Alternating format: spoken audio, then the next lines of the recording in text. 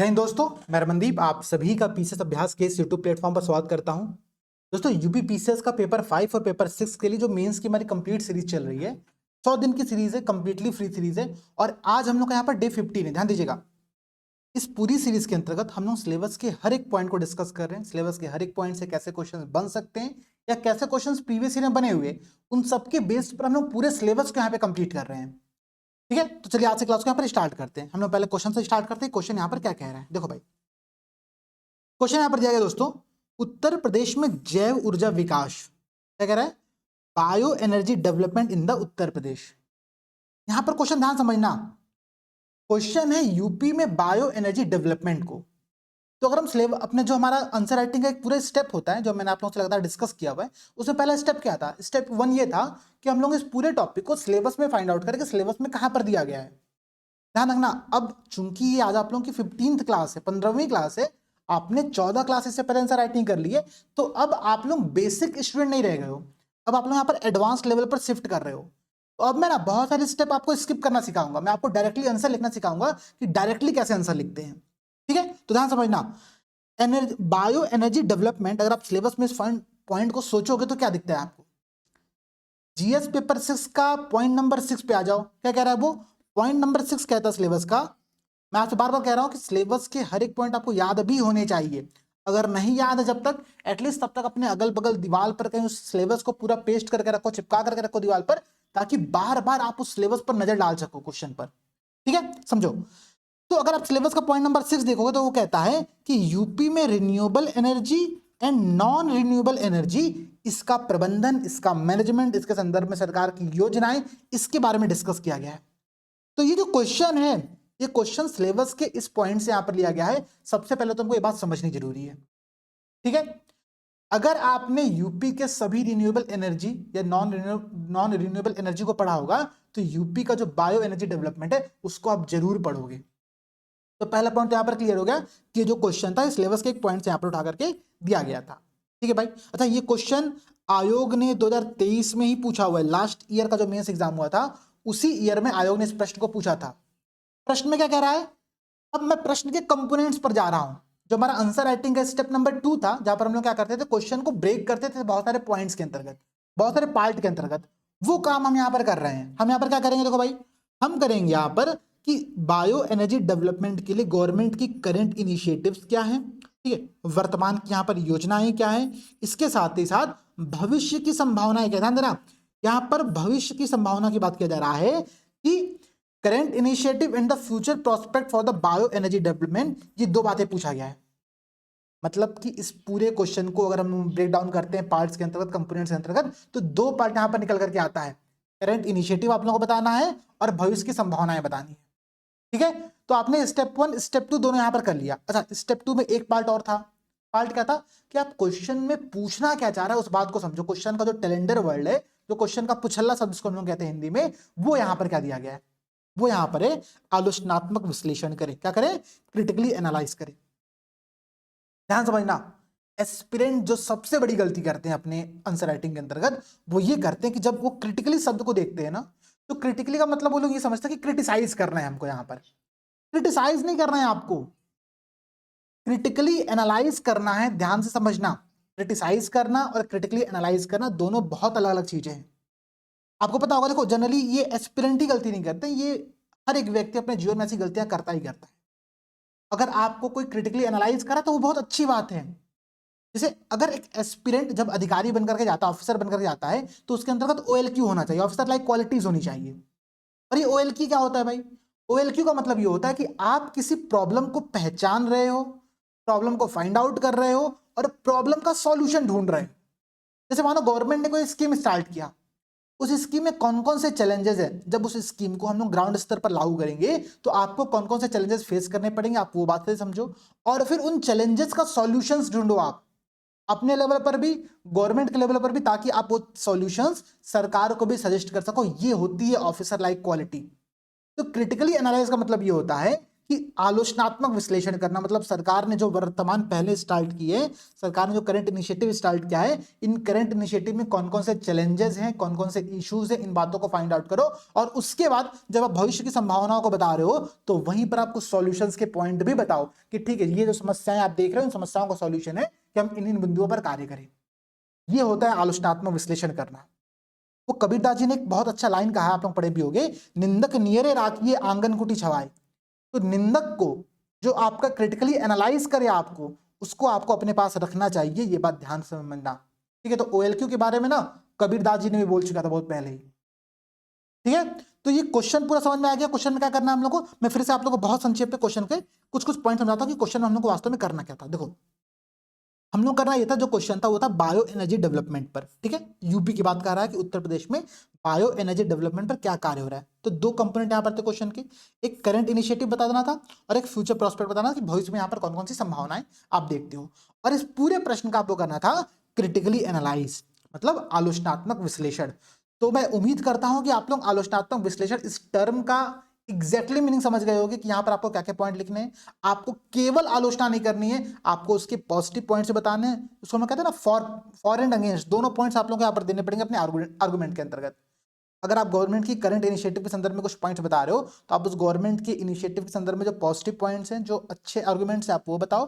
Plus यहाँ पर इसके अगेंस्ट में या फिर इसमें कौन कौन से चैलेंजेस है वो भी आपको यहाँ पर बताना पड़ेगा। ये कंप्लीट जो आप ब्रॉडर एस्पेक्ट की बात करते हो ना, ये होता है आपका क्रिटिकली एनालाइज का मतलब, ठीक है। तो क्वेश्चन यहाँ पर पूरा हो चुका है, समझ चुके हैं। अब हम यहाँ पर आंसर राइटिंग स्टार्ट करते हैं। देखो भाई, हम लोग क्या आंसर राइटिंग स्टार्ट करेंगे। देखो, मैं बहुत क्लियर बोल रहा हूँ, चूंकि आप लोग की ये 15th नंबर क्लास है, तो आप लोग आंसर राइटिंग में एक एडवांस लेवल की तरफ शिफ्ट कर रहे हो, इसलिए मैं डायरेक्टली इंट्रोडक्शन पर आया हूं। अब मैं वो स्टेप 1 स्टेप 2 लिख करके समझा नहीं रहा हूं, क्योंकि मुझे पता है कि वो आप लोग लिखना समझना सीख चुके हो, ठीक है। अब समझो, मैंने आप लोगों से क्या कहा था भाई कि जो आपकी टोटल शब्द सीमा होगी, उस टोटल शब्द सीमा का 10% जो होगा दोस्तों, आप लोगों को वो क्या करना होगा, आप लोगों को अपने इंट्रोडक्शन में यूज करना पड़ेगा, ठीक है। तो यहाँ पर टोटल 200 शब्द थे, तो 200 शब्द का जो 10% होगा, लगभग यहाँ पर आप लोगों का 20 से 25 शब्द हुआ, ठीक है। तो 20 से 25 शब्द में आप लोगों को यहाँ पर इंट्रोडक्शन देना है, ठीक है। इंट्रोडक्शन हम लोग क्या दे सकते हैं, थोड़ा सोचो। हम लोग के पास यहाँ पर इंट्रोडक्शन के बहुत सारे विकल्प है, जैसे मैं आप लोगों के साथ हर क्लास में डिस्कस करता हूँ कि कई प्रकार के इंट्रोडक्शन हम लोग को सीखने चाहिए। तो यहाँ आज भी मैं आप लोगों को 3 से 4 प्रकार का इंट्रोडक्शन बताऊंगा, उन इंट्रोडक्शन पे वर्क करो और आप लोग भी वैसे इंट्रोडक्शन लिखना स्टार्ट करो, ठीक है। यही होती है वास्तव में आंसर राइटिंग स्किल, कि आपने एक क्वेश्चन पढ़ा, आपके दिमाग में तुरंत 4-5 पॉइंट क्लियर हो गए कि ठीक है, इंट्रोडक्शन में हम ये पॉइंट लिख सकते हैं, कंक्लूजन में हम ये पॉइंट लिख सकते हैं, हम ऐसे आगे बढ़ सकते हैं, ठीक है। जैसे इस क्वेश्चन को पढ़ते ही मेरे दिमाग में सबसे पहले पता है कौन सा पॉइंट क्लिक किया, सस्टेनेबल डेवलपमेंट गोल।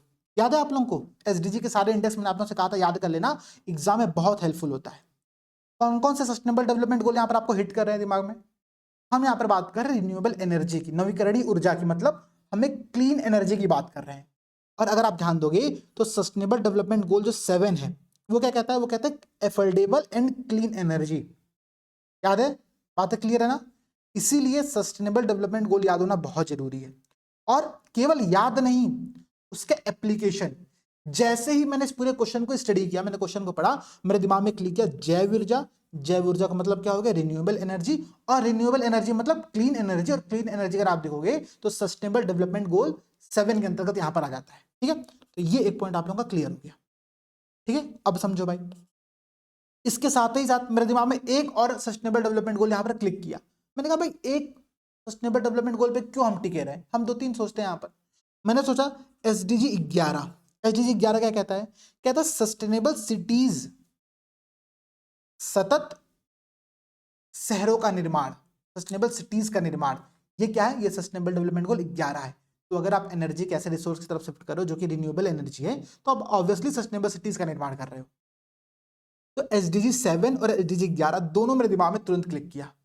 अब दो विकल्प है, इस पूरे पॉइंट को या तो मैं इंट्रोडक्शन में डाल दूं, या तो इस पॉइंट को मैं कंक्लूजन में लेकर के जाऊं।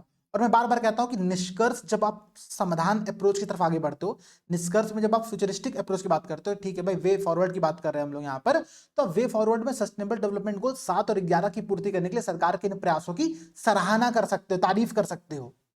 ये कंक्लूजन में मैं इसका यूज करूंगा, तो मेरा एक निष्कर्ष तो क्वेश्चन पढ़ते ही क्लियर हो गया। ये आपके दिमाग में भी होना चाहिए कि आपने क्वेश्चन पढ़ा, निष्कर्ष क्लियर हो गया भाई, ठीक है, निष्कर्ष में मैं ये पॉइंट लिख रहा हूँ। अब इंट्रोडक्शन मैंने नहीं सोचा है, देखिए मैं निष्कर्ष सोच चुका हूँ, ठीक है। अब मैं इंट्रोडक्शन यहाँ पर सोचना स्टार्ट करता हूँ। देखो भाई, मैं इंट्रोडक्शन में यहाँ पे कौन कौन से पॉइंट और ऐड कर सकता हूँ। सबसे पहला मैं काम कर सकता हूँ, जो सबसे बेसिक इंट्रोडक्शन यहाँ पर होगा वो ये होगा कि आप जैव ऊर्जा को डिफाइन कर दो। मतलब जो बायो एनर्जी है, आप इसी बायो एनर्जी को डिफाइन कर दो। आप कैसे डिफाइन कर सकते हैं भाई, आप यहाँ बता दो ना कि बायो एनर्जी वास्तव में क्या होती है। कि bio energy is one of the many diverse resource available in the UP या फिर इन द अर्थ, ठीक है, जो कि हमारी एनर्जी की डिमांड को पूर्ति करने में सहायक होता है।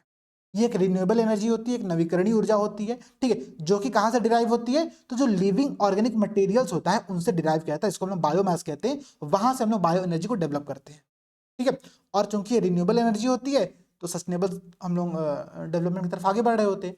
तो एक तो आपका बायो एनर्जी का डिफिनीशन जो है, आप लोग बेसिक डिफिनीशन यहाँ पर इंट्रोडक्शन में दे सकते हो। मैंने डेफिनेशन क्लियर कर दिया ना, क्या है कि बायो एनर्जी क्या है, ऊर्जा की हमारी मांग को पूरी करने के लिए एक ऐसा संसाधन है जो कि नवीकरणीय संसाधन है, ठीक है। और इसी नवीकरणीय ऊर्जा का जो निर्माण होता है वो लिविंग ऑर्गेनिक मटेरियल से होता है। और चूंकि लिविंग ऑर्गेनिक मटेरियल, जैसे कि एग्जांपल भी आप यहाँ पर चाहो तो दे सकते हो। आप बता सकते हो भाई कि जितने बायोमास होते हैं, ठीक है, उनका हम लोग यहाँ पर यूज करते हैं एनर्जी प्रोड्यूस करने में, ठीक है। एक इंट्रोडक्शन यहाँ पर आप लोगों का ये तैयार हो गया।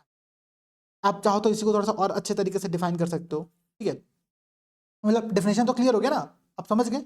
सेकंड इंट्रोडक्शन सोचो कि हम लोग यहाँ पर क्या लिख सकते हैं। सेकंड इंट्रोडक्शन मैंने आप लोगों से इससे पहले भी डिस्कस किया हुआ एक बार, याद है, बताता हूँ फिर से सोचना। हमारी जो सेंट्रल गवर्नमेंट है, सेंट्रल गवर्नमेंट ने एक टारगेट तय किया। टारगेट क्या था, नेट जीरो एमिशन का। कब तक का टारगेट था ये, 2070 तक का टारगेट था कि हम 2070 तक नेट जीरो एमिशन की तरफ यहाँ पर आगे बढ़ेंगे, ठीक है। ये हमारा यहाँ पर टारगेट है। आपको बात बहुत क्लियर होनी चाहिए, मैंने आप लोगों से पहले भी बोला हुआ है कि अगर भारत को कोई टारगेट पूरा करना है तो उसका रास्ता, जैसे हम लोग कहते हैं ना लोकसभा के अंतर्गत, हम लोग ये बात बहुत कहते हैं कि लोकसभा के गलियारों का जो रास्ता है वो यूपी से होकर के गुजरता है। सिंपल सी बात यहां पर भी कि अगर सेंट्रल गवर्नमेंट को भारत के संदर्भ में कोई भी टारगेट को पूरा करना है, चाहे हम $5 ट्रिलियन की इकोनॉमी बनाने की तरफ आगे बढ़े या फिर हम नेट जीरो एमिशन जैसे एक बड़े टारगेट की तरफ आगे बढ़े, उसका रास्ता यूपी से होकर के ही जाएगा। सबसे बड़ी जनसंख्या यहीं पर है, सबसे बड़ा फैक्टर आपका यहीं पर निवास करता है, ठीक है।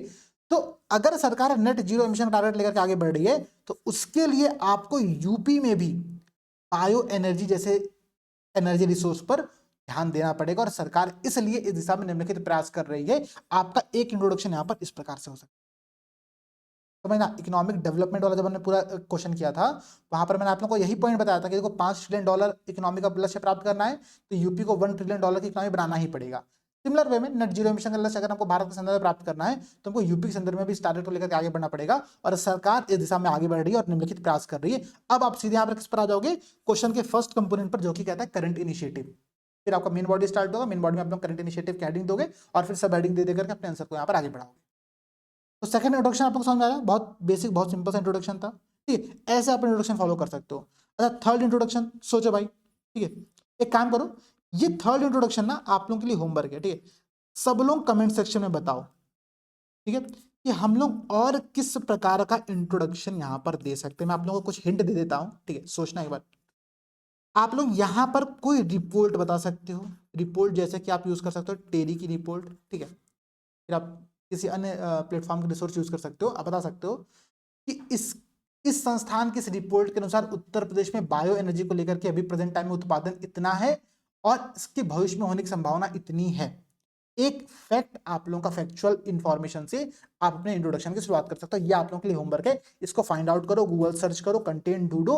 और ये मेहनत आप लोगों को खुद भी करनी पड़ेगी। केवल मैं यहाँ पर बैठ करके मेहनत करके अगर आऊंगा तो आपको फायदा नहीं होने वाला है, ये बात समझना। और एक बात और बता रहा हूं, ये क्वेश्चन 2023 का प्रीवियस ईयर क्वेश्चन है, ठीक है। आप मार्केट में अवेलेबल कोई भी सॉल्व पीआई को उठा लेना, कोई भी, मैं गारंटी देता हूं। अगर उसने इनमें से 50% कंटेंट भी अपने आंसर में लिखा होगा ना, जो मैं आप लोगों के साथ डिस्कस कर रहा हूं, तो मैं मान जाऊं कि हाँ भाई मार्केट में बुक बहुत अच्छी है, ठीक है। क्योंकि मैं मार्केट की सारी बुक ले आकर के देख चुका हूं, ठीक है। हम लोग भी जब क्लास लेते हैं तो हम लोग भी बैकएंड में बहुत वर्क करते हैं एक चीज को लेकर के। तो मार्केट में कंटेंट कोई भी ढंग का अवेलेबल ही नहीं है। इसलिए जो मैं क्लासेस ले रहा हूं तो क्लासेस बहुत क्लियरली समझो, देखो, नोट्स बनाओ इस पूरी क्लासेस से, ठीक है। स्टार्ट करते हैं मेन बॉडी को। देखो मेन बॉडी यहां पर क्या कह रही है, जो हमारा मुख्य भाग है प्रश्न का आंसर लिखने का, हम लोग सबसे पहले यहाँ पर हेडिंग डालेंगे, ठीक है, कि यूपी की वर्तमान पहले किस संदर्भ में, तो जैव ऊर्जा के संदर्भ में यूपी उत्तर प्रदेश की वर्तमान पहले, ठीक है, ये आपका हेडिंग रहेगा। ठीक है, उसके बाद आप लोग यहाँ पर सब हेडिंग स्टार्ट होंगे। ठीक है, सब हेडिंग स्टार्ट होंगे। आप सब हेडिंग में देखो कौन कौन सी पॉइंट लिख सकते हो। सबसे पहला पॉइंट तो आप लोग यहाँ पर ये लिख देना, जो मैं आप लोगों से बता रहा हूँ अभी, कि उत्तर प्रदेश सरकार ने एक बायो एनर्जी पॉलिसी बनाई थी। ठीक है, बायो एनर्जी पॉलिसी बनाई थी वर्ष 2022 में। ठीक है, जो कि आने वाले 5 वर्ष के लिए इस पॉलिसी का निर्माण किया गया था। ठीक है, तो बायो एनर्जी पॉलिसी, पहला तो आप सरकार के इस इनिशिएटिव का नाम लिख देना। अच्छा, इस इनिशिएटिव के अंदर सरकार कर क्या रही है पता है आप लोगों को? सरकार यहाँ पर कह रही है कि हम, अगर आप बायो एनर्जी का प्रोडक्शन कर रहे हैं तो हम आपको 100%, ठीक है, एक्सेम्पशन देंगे, आपको छूट देंगे। किस पर? स्टैम्प ड्यूटी पर, इलेक्ट्रिसिटी ड्यूटी पर, इन सब पर मैं आपको 100% का छूट दूंगी। ये उत्तर प्रदेश सरकार कहती है। ठीक है, इसके अलावा सरकार क्या कह रही है कि अगर आपको बायो एनर्जी का प्रोडक्शन करने के लिए इंडस्ट्री डेवलप करनी है तो मैं आपको 1 रुपए पर एकड़ और पर एनम, मतलब 1 साल का 1 एकड़ जमीन का जो किराया लूंगी आपसे, वो 1 रुपए लूंगी, और इस रेट से मैं आपको जमीन दूंगी, और आप वहां पर क्या करो, आप बायो एनर्जी इंडस्ट्री की स्थापना करो। वहां पर अपने जो फीड स्टॉक होते हैं, आप उनको, रॉ मटेरियल को वहां पर आप स्टोरेज करके रखो। ये आपका तो सरकार यहाँ पे प्रयास कर रही है। ठीक है, तो बायो एनर्जी पॉलिसी में मैंने आप लोगों को 2 इनिशिएटिव बता दी सरकार के। सरकार क्या कर रही है? सरकार 100% यहाँ पर स्टैम्प ड्यूटी, 100% इलेक्ट्रिसिटी ड्यूटी पर छूट दे रही है। इसके साथ ही साथ सरकार जो यहाँ पर जमीन प्रोवाइड करा रही है, उसका जो किराया है वो 1 रुपए प्रति एकड़ प्रति वर्ष की दर से आप लोगों से ले रही है। तो सरकार बायो एनर्जी को डेवलप करने के लिए कितना सारा प्रयास यहाँ पर कर रही है, इसके बारे में पॉलिसी 2022 में ही बता दिया गया। इसके अलावा सरकार यहाँ पे क्या कर रही है, आपको पता है कि यूपी में एक यूपी नेडा की स्थापना किया गया। ठीक है, यूपी नेडा की स्थापना किया गया। यूपी नेडा क्या है? Uttar Pradesh new and renewable energy development authority. ठीक है, ये इसका फॉर्म बनता है, आप लोग ध्यान रखना। इसको हम लोग ऐसे भी लिखते हैं, यूपी नेडा। ठीक है, तो यूपी नेडा ये जो है, ये उत्तर प्रदेश में रिन्यूएबल एनर्जी का नोडल मंत्रालय है। अब ध्यान समझना, अगर आपसे क्वेश्चन में कभी बायो एनर्जी की जगह पर कोई और रिन्यूएबल एनर्जी पर क्वेश्चन पूछा गया है, वहां पर भी आप इस यूपी नेडा का जिक्र कर सकते हो कि सरकार ने बायो एनर्जी पर ध्यान देने के लिए यूपी नेडा जैसे संस्थान का स्थापना किया है, जो कि उत्तर प्रदेश में रिन्यूएबल एनर्जी पर कार्य करता है, उन पर यहाँ पर ध्यान देता है। ठीक है, ये जो यूपी नेडा उत्तर प्रदेश में करीब अभी 12 जिलों में 12 प्रपोजल पे कार्य कर रहा है। आप चाहते हो इसको यहाँ पर एक आप हेडिंग डालकर चीजें बता सकते हो। पॉइंट क्लियर हो गया? ठीक है, अब समझो भाई, थर्ड पॉइंट यहाँ पर समझो और क्या कहता है। ये कह रहा है, मतलब सरकार यहाँ पे और कौन से एफर्ट्स कर रही है? सरकार यहाँ पर एफर्ट कर रही है, आपको पता है कि यूपी में शुगर केन का प्रोडक्शन बहुत अच्छा होता है। ठीक है, और यहाँ पर जो शुगर मिल्स है वो बहुत अच्छी खासी क्वांटिटीज में। तो केवल शुगर मिल नहीं होंगी, बात समझना, हम शुगर का अगर प्रोडक्शन कर रहे हैं तो इसके जो बाई प्रोडक्ट्स होंगे उसका भी निर्माण यूपी में बहुत बड़ी मात्रा में हो रहा है। बाई प्रोडक्ट्स यहाँ पर क्या होते हैं भाई? शुगर इंडस्ट्री के जो बाई प्रोडक्ट्स होते हैं उसको हम लोग कहते हैं गन्ने से निकलने वाली सूखी खोई। खोई उसको अंग्रेजी में कहता है बगास, BAGASSE। ठीक है, बगास कहते हैं हम। तो यूपी सरकार क्या कर रही है कि बगास बेस्ड यहाँ पर एक पावर प्रोजेक्ट की स्थापना कर रही है। ठीक है, कि जो गन्ने से निकलने वाली खोई है उस पर आधारित हम पावर प्रोजेक्ट की स्थापना कर रहे हैं, और यहां से हम बायो एनर्जी को डेवलप करने का प्रयास कर रहे हैं। ये सरकार इस संस्थान पर कार्य कर रही है ऑलरेडी। ठीक है, इसमें संभावनाएं बहुत ज्यादा है, क्योंकि हमारे पास जो रॉ मटेरियल है, जो हमारे पास बगास है, वो यहाँ पर चीनी मिलों से बहुत बड़ी मात्रा में उत्पादित होता है। तो जो वेस्ट शुगर इंडस्ट्री से निकल रहा है, आप उसका प्रयोग करें रिन्यूएबल एनर्जी में, कितनी शानदार बात है यहाँ पर। ठीक है, तो ये bagasse based power project UP में चलाया जा रहा है। इसको आप यहाँ पर इनिशिएटिव बता सकते हो कि बहुत अच्छा इनिशिएटिव है। इसका आप यहाँ पे एग्जांपल भी दे सकते हो भाई, आप कुछ चीनी मिलों का नाम दे दो कि ये चीनी मिलें क्या कर रही हैं। ठीक है, सह उत्पादन कर रही हैं खोई का, बगास का। इन बगास का उपयोग करते हुए हम आने वाले वर्षों में 1500 मेगावाट अतिरिक्त विद्युत का उत्पादन कर सकते हैं। ये एक संभावना का बिंदु, ध्यान समझना। आपसे क्वेश्चन में 2 पॉइंट पूछा था, क्वेश्चन ने पूछा था करंट इनिशिएटिव और फ्यूचर प्रोस्पेक्ट। तो मैंने करंट इनिशिएटिव में क्या बताया? मैंने बताया कि UP government bagasse based power project पे कार्य कर रही है। आप इसको एक्सप्लेन आगे ऐसे कर सकते हो कि उत्तर प्रदेश में चूंकि चीनी मिलों की संख्या बहुत बड़ी मात्रा में, तो यहाँ से बहुत बड़ी मात्रा में खोई, जिसको हम लोग बगास कहते हैं, उसका उत्पादन, सह उत्पादन यहाँ पर होता है। ठीक है, को प्रोडक्शन होता है, एक साथ में 2 उत्पाद निकल रहे होते हैं। ठीक है, एक आपका प्रोडक्ट है, दूसरा आप लोगों का वेस्टेज होता है। उसी वेस्टेज को हम लोग बगास बेस्ड पावर प्रोजेक्ट में एक रॉ मटेरियल तौर पर यूज करते हैं। अब इसकी संभावना क्या है फ्यूचर प्रोस्पेक्ट के? तो फ्यूचर प्रोस्पेक्ट ये कि आने वाले वर्षों में हम लोग यहां से 1500 मेगावाट अतिरिक्त विद्युत का उत्पादन कर सकते हैं। अपने में ही एक अच्छी बात है। ठीक है, तो आपने यहाँ पर फ्यूचर प्रॉस्पेक्ट को भी देख लिया साथ साथ में।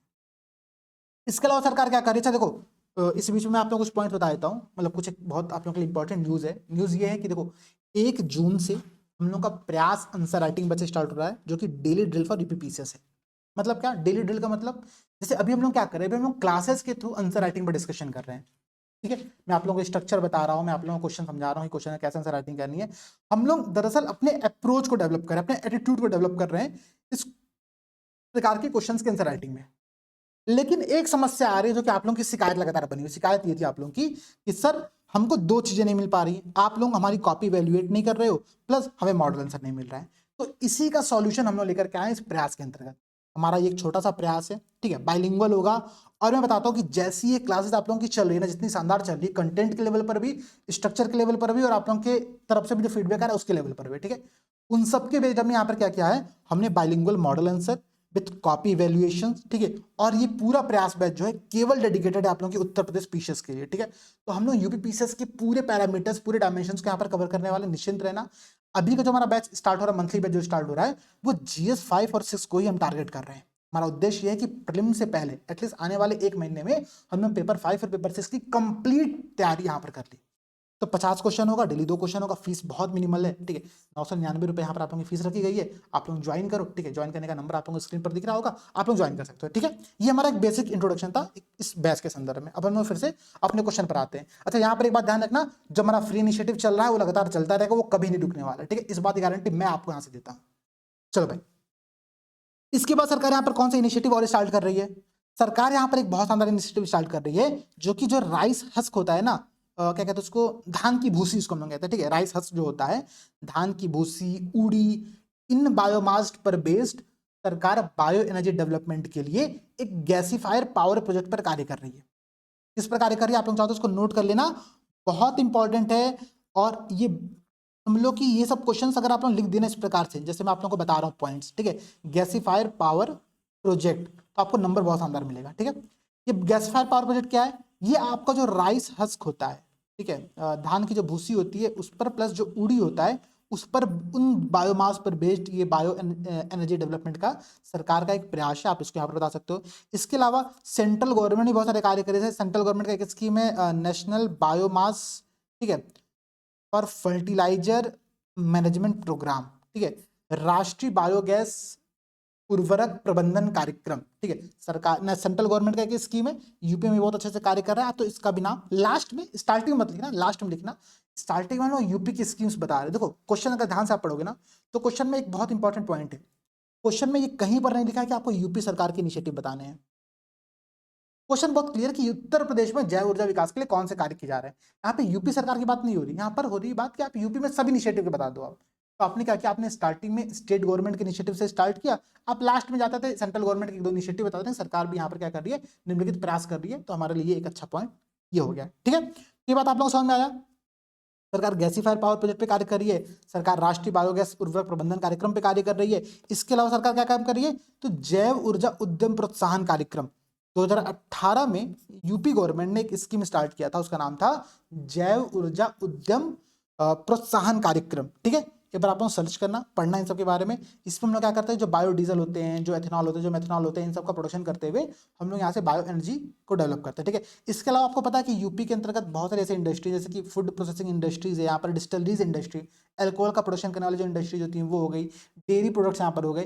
तो इन सब इंडस्ट्रीज से बहुत बड़ी मात्रा में वेस्टेज निकलता है, जिसको हम लोग बायोमास कहते हैं। इन्हीं बायोमास का प्रयोग करते हुए हम लोग बायो एनर्जी पे कार्य करते हैं। तो ये आपका एक संभावना हो गया, ठीक है। अब देखो यहाँ पर आपके सरकार के इनिशिएटिव खत्म हो गए, अब आप यहाँ पर लिखो फ्यूचर प्रोस्पेक्टिव, ठीक है, फ्यूचर संभावनाएं।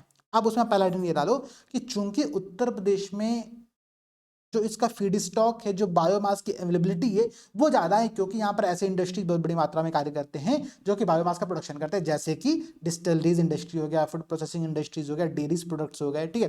तो आप इनको यहाँ पर ऐसे एक्सप्लेन कर सकते हो कि संभावना में आप लोग की संभावना है। और आप क्या बता सकते हो भाई, चूंकि यूपी में चीनी मिलों की संख्या बहुत ज़्यादा है, तो एक संभावना आप लोग की ये भी हो गया कि आप चीनी मिलने से निकलने वाले जो बगास होता है, सो हम लोग खोई कहते हैं, उन खोई के आधार पर आने वाले वर्षों में 1500 मेगावाट इलेक्ट्रिसिटी का प्रोडक्शन कर सकते हो। आपकी एक संभावना यहाँ पर ये भी हो गई। आपकी संभावना और यहाँ पर क्या होंगी भाई, ठीक है, आपकी संभावना यहाँ पर ये हो सकती है कि हम अगर बायोमास से बायो एनर्जी का प्रोडक्शन करेंगे बहुत बड़ी मात्रा में, तो हमको इंपोर्ट कम करना पड़ेगा कच्चे तेलों का, ठीक है, इंपोर्ट कम करना पड़ेगा कच्चे तेलों का, तो ये हमारी एक संभावना हो गया। इसके अलावा आप यहाँ पर बता सकते हो कि बायोमास के द्वारा यूपी में करीब करीब लगभग 4000 मेगावाट, ठीक है, इलेक्ट्रिसिटी प्रोडक्शन करने की संभावना है, ठीक है। अच्छा, ये दिख नहीं रहा था आप लोगों को स्कोर पे, ठीक है, 4000 मेगावाट इलेक्ट्रिसिटी प्रोडक्शन करने की संभावना है।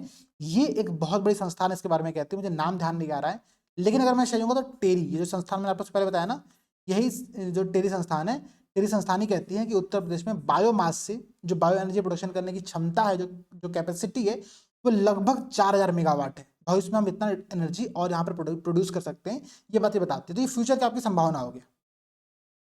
आपने क्या किया, आपने गवर्नमेंट के सारे इनिशिएटिव्स बताए, आपने यहाँ पे कुछ संभावना के बिंदु बताए, ठीक है। अब मैंने कहा कि क्रिटिकली एनालाइज करना था क्वेश्चन में, ठीक है, तो क्रिटिकली एनालाइज हम क्या करेंगे, अब इन गवर्नमेंट की जो स्कीम्स थी, ठीक है, इन जो गवर्नमेंट्स के प्रयास थे बायो एनर्जी के प्रोडक्शन को लेकर के, इनके सामने कौन कौन से चैलेंजेस आ रहे हैं।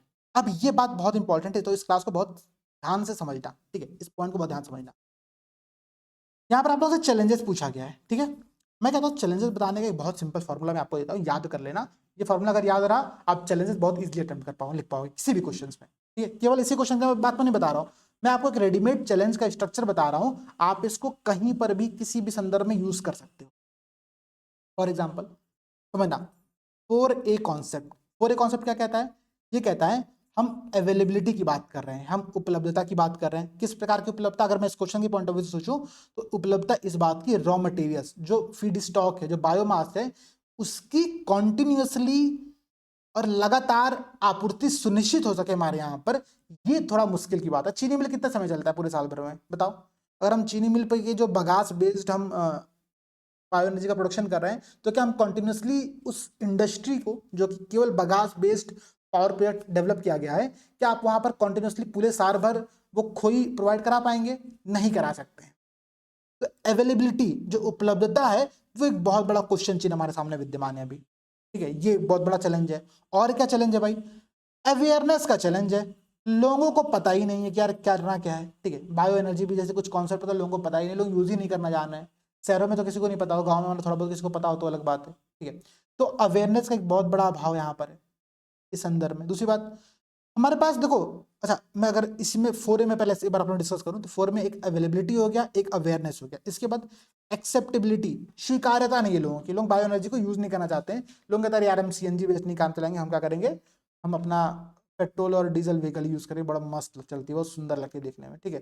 तो एक बहुत बड़ी स्वीकार्यता की समस्या यहाँ पर भी, एक्सेप्टेबिलिटी नहीं है, ठीक है। इसके अलावा एफोर्डेबिलिटी नहीं है, यार है भी अगर एनर्जी तो बहुत सस्ती नहीं है कि आप कुछ रिस्क लेकर के, आप कुछ समस्याओं को लेकर के आप उस एनर्जी की तरफ शिफ्ट करो। अफोर्डेबिलिटी नहीं है यार, जितना प्राइस बाकी चीज का, एनर्जी रिसोर्स का, उतना ही प्राइस इसका भी है, तो क्यों हम यूज करने जाएंगे जबरदस्ती का, अपने सर पर झंझट पा लेंगे, ठीक है। तो ये समस्याएं आप यहाँ पर मेंशन कर सकते हो सरकार की इन स्कीम्स के अंतर्गत, ठीक है। आप यहाँ पे कुछ पॉइंट्स और बता सकते हो। भाई सबसे बड़ा समस्या तो ये है कि कॉन्टिन्यूस और लॉन्ग टर्म फीड स्टॉक की अवेलेबिलिटी सुनिश्चित कर पाना हमारे लिए बहुत बड़ा चैलेंज है। तो गवर्नमेंट की सारी स्कीम धरी की धरी रह जाएंगी अगर हम बेसिक कार्य यहाँ पर ना कर पाए तो, ठीक है। इसको बता देना। इसके बाद हम क्या बताएंगे यहाँ पर, आपका चैलेंजेस हो गया, चारों पॉइंट्स में आप एक एक पॉइंट लिख दोगे, आप पॉइंट यहाँ पर कंफर्म हो गया। इसके बाद आप कंक्लूजन यहाँ पर दे दो, ठीक है। और कंक्लूजन तो मैंने सबसे पहले आपसे डिस्कस कर लिया था। कंक्लूजन मैंने आपसे क्या कहा था कि देखो भाई, मेरे दिमाग में केवल एक ही पॉइंट आ रहा है, सस्टेनेबल डेवलपमेंट 7 और सस्टेनेबल डेवलपमेंट 11 कि SDG की ये दोनों जो गोल हैं, ये दोनों गोल सस्टेनेबल सिटीज और क्लीन एनर्जी की बात करते हैं। उत्तर प्रदेश सरकार अगर इन दोनों लक्ष्यों की पूर्ति करना चाहती है तो उसको जैव ऊर्जा के उत्पादन क्षेत्र पर और ध्यान देने की आवश्यकता है, ठीक है। बस आपका एक कंक्लूजन यहाँ पर तैयार हो गया। या फिर एक कंक्लूजन मैं और दे सकता हूँ आप लोगों को, कंक्लूजन ये दे सकता हूँ कि आपने इससे जस्ट पहले क्या बताया, आपने चुनौतियां बताई। चुनौतियां आपने क्या बताया, आपने बताया कि लोगों में अवेयरनेस नहीं है। तो आप यहाँ पर एक पॉइंट ऐड कर सकते हो कि उत्तर प्रदेश सरकार को ये चाहिए कि अल्टरनेटिव एनर्जी के जितने भी विकल्प हैं, उन सभी विकल्पों को लेकर के जनमानस में, पब्लिक में एक अवेयरनेस क्रिएट करने के उद्देश्य हमको विभिन्न डिस्ट्रिक्ट्स में, विभिन्न जिलों में, ठीक है, हमको एनर्जी पार्क की स्थापना करनी चाहिए। एनर्जी पार्क, ये कॉन्सेप्ट बहुत प्यारा है और बहुत नया कॉन्सेप्ट है, इनोवेटिव कॉन्सेप्ट। अगर आप अपने आंसर में ऐसे पॉइंट लिखोगे ना, एग्जामिनर भी सोचेगा ये कहाँ से लिख दिया इसने, ठीक है, इसको कैसे इतना पॉइंट क्लियर कर गया। आप बताओ कि हमको एनर्जी पार्क जैसे कॉन्सेप्ट की स्थापना करने की आवश्यकता है ताकि लोग एनर्जी के अन्य विकल्पों के प्रति जागरूक हो सके, समझदार हो सके, ठीक है। आप यहाँ पर ये भी बता भी सकते हो कि हम केवल बायो एनर्जी पार्क की स्थापना न करें, हम इसके साथ साथ डिजिटल मीडिया का भी प्रयोग करें और लोगों को इस संदर्भ में अवेयर कराएं। ठीक है, लोगों को इस संदर्भ में क्या करें, अवेयर कराएं। तो कंक्लूजन एकदम वे हेड वाला है, एकदम पॉजिटिव कंक्लूजन। आपने बहुत अच्छा सॉल्यूशन यहाँ पर दे दिया है। इससे पहले आपने चैलेंज बताया था तो सॉल्यूशन बहुत जरूरी था। हालांकि अगर आप SDG 7 और 11 भी लिखते तो भी बेस्ट रहता। बाकी हमने मेन बॉडी में बहुत सारी गवर्नमेंट की स्कीम्स यहाँ पर देख लिया, संभावना में हमने कुछ कुछ पॉइंट देख लिया, हमने टेरी जैसे जो संस्थान है उसका एक रिसोर्स भी यहाँ पर एक उसका एक रिपोर्ट भी पढ़ लिया कि रिपोर्ट क्या बताती है कि यहाँ पर 4000 मेगावाट अतिरिक्त इलेक्ट्रिसिटी प्रोडक्शन करने की क्षमता विद्यमान है यूपी के अंतर्गत, जो कि बायो एनर्जी बेस्ड इलेक्ट्रिसिटी वो एनर्जी होगी। ठीक है, गवर्नमेंट की बायो एनर्जी वाले 2022 की जो पॉलिसी है उस पॉलिसी में मैंने आपसे 2 पॉइंट डिस्कस किया, इतना पॉइंट पता रहना जरूरी है। बाकी ये पॉइंट आपको मेंशन करना पड़ेगा अपने हर क्वेश्चन में, अगर आपसे क्वेश्चन ऐसा पूछता है तो। ठीक है, तो पॉइंट क्लियर हो गया। ये आपके इस पूरे क्वेश्चन की फॉर्मेटिंग थी। अब 2-3 बातें फिर समझो। आप में से बहुत सारे लोग रेगुलर आंसर राइटिंग कर रहे हैं और आंसर राइटिंग कर ही नहीं रहे हैं, केवल वो अपने कॉपीज को सबमिट कर रहे हैं, जिनमें से जो पहली 5 कॉपी रहती है उनको हम लोग फ्री में एवेल्युएट करके आप लोगों को प्रोवाइड भी करा रहे हैं। ये डिस्कशन कंप्लीटली फ्री चल रहा है, हमारी तरफ से एकदम फुल एफर्ट किया जा रहा है। अब यहाँ पर आप लोगों की भी कुछ रिस्पॉन्सिबिलिटी बनती है। एक रिस्पॉन्सिबिलिटी ये बनती है कि पहले तो वीडियो को सब लोग लाइक कर दो, ठीक है, और कमेंट सेक्शन में अपना फीडबैक दो, अपने अगल बगल के दोस्तों को बताओ। देखो, फ्री इनिशिएटिव कॉन्टिन्यूसली चलती रहेगी, इस बात की जिम्मेदारी मेरी है, लेकिन आपको अपनी रिस्पॉन्सिबिलिटी शेयर करनी पड़ेगी। वो ये है कि आप लोग हमारे इस प्रयास को, हमारे इस एफर्ट्स को अन्य लोगों तक पहुंचाओ। ठीक है, तो इसी के साथ आज की क्लास का विराम देते। क्लास कैसी लगी कमेंट सेक्शन में जरूर बताना। सभी दोस्तों को जय हिंद, जय भारत।